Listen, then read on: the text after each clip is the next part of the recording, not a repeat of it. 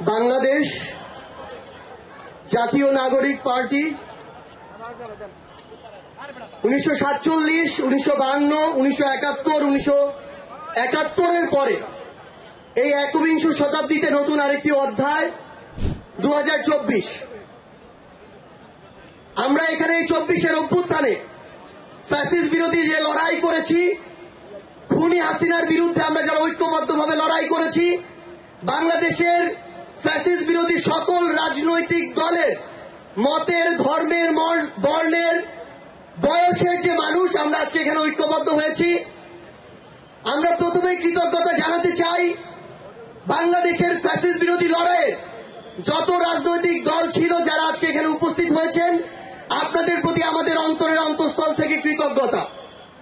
আমরা শুধু আপনাদেরকে একটা কথাই বলি, একটা অনুরোধ করি, আমরা বিশ্বাস করি যদি ওই 5 অগাস্টে খুনি হাসিনা জান নিয়ে পালিয়ে যাওয়ার পরে আমরা এই বাংলাদেশ নিয়ে যে স্বপ্নগুলো দেখেছিলাম সেগুলো আমরা বাস্তবায়ন করতে চাই, তাহলে আমাদের এই রাজনৈতিক দলগুলোকে ঐক্যবদ্ধভাবে কাজ করতে হবে। আমাদের যে কোনো একটি বিষয়ের পক্ষে বিপক্ষে কথা থাকবে, যুক্তি তর্ক থাকবে, কিন্তু দিন শেষে যেটা দেশের জন্য, দেশের মানুষের জন্য মঙ্গলকর, আমরা সবাই যেন সেটাতে ঐক্যবদ্ধ হতে পারি।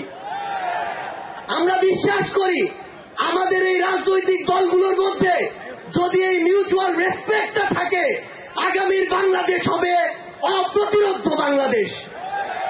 আমরা আপনাদেরকে অনুরোধ করি বাংলাদেশের সরকারি যত কর্মকর্তা কর্মচারী আছে তারা যেন আর তাদের দায়িত্ব পালন বাদ দিয়ে তোষামোদির রাজনীতিতে লিপ্ত না হয়। আমরা অনুরোধ করি বাংলাদেশ পুলিশ নামক যেই প্রতিষ্ঠানটিকে খুনি হাসিনা ধ্বংস করে দিয়েছে, সেই প্রতিষ্ঠানটি যেন কাজের মাধ্যমে তার গৌরবটি আবার ফিরিয়ে আনে। আমরা আপনাদেরকে অনুরোধ করি সরকারি সকল অফিস আদালত যত কিছু রয়েছে, সে পুলিশ হোক, বিচারক হোক, আমলা হোক, দয়া করে জনগণ থেকে হাত পেতে ওই ঘুষের টাকা নিবেন না। দয়া করে জনগণের জন্য, জনগণের সাথে সামান্য স্বার্থের জন্য এই অন্যায়গুলো করবেন না। আমরা আপনাদের সামনে অনুরোধ করতে চাই এই রাষ্ট্রীয় প্রতিষ্ঠানগুলোকে খুনি হাসিনা নিজ হাতে ধ্বংস করে দিয়ে গিয়েছে। সকল রাজনৈতিক দলকে ঐক্যবদ্ধভাবে এই প্রতিষ্ঠানগুলোর সংস্কার করতে হবে। এই প্রতিষ্ঠানগুলোতে যেন সেই মানুষটি বসে যেই মানুষটি দেশ এবং মানুষের জন্য ভালো, সেই মানুষটি নয় যেই মানুষটি আমার মাইম্যান। আমাদের একটি জিনিস লক্ষ্য রাখতে হবে, আমার সামনে আমার আহত যোদ্ধারা, আমার সামনে 16 বছর ধরে বিভিন্ন রাজনৈতিক দলের কিংবা নির্দলীয় যারা ফাইট করেছেন তারা বসে আছেন, আমার সামনে আমার শহীদ পরিবার রয়েছে।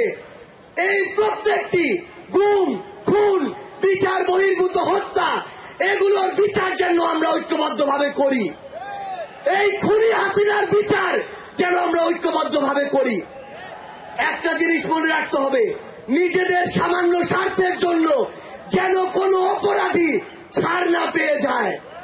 কোন অপরাধীর জন্য সুপারিশ নিয়ে আমরা যেন থানায় না যাই।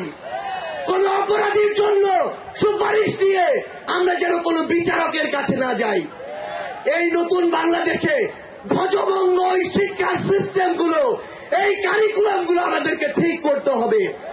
এই বাংলাদেশকে বাংলাদেশ পন্থী হিসেবে গড়ে তুলতে হবে।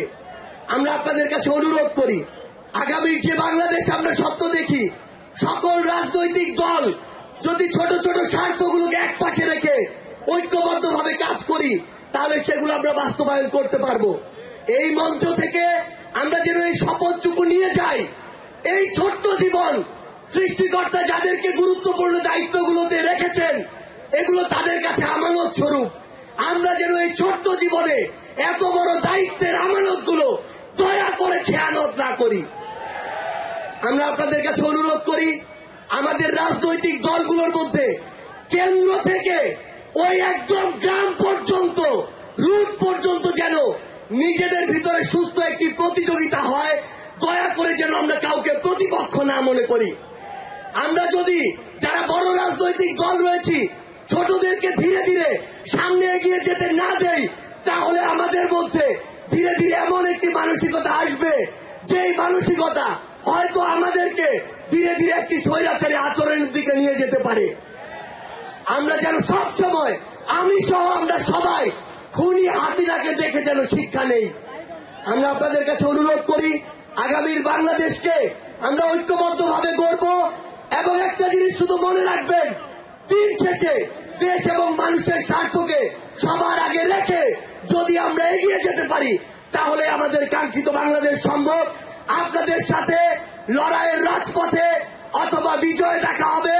সব সময় বাংলাদেশের এই নতুন আজ যে পার্টিটি জন্ম নিতে যাচ্ছে, সেই পার্টির সাথে থাকবেন, সমর্থনে থাকবেন, দোয়ায় রাখবেন।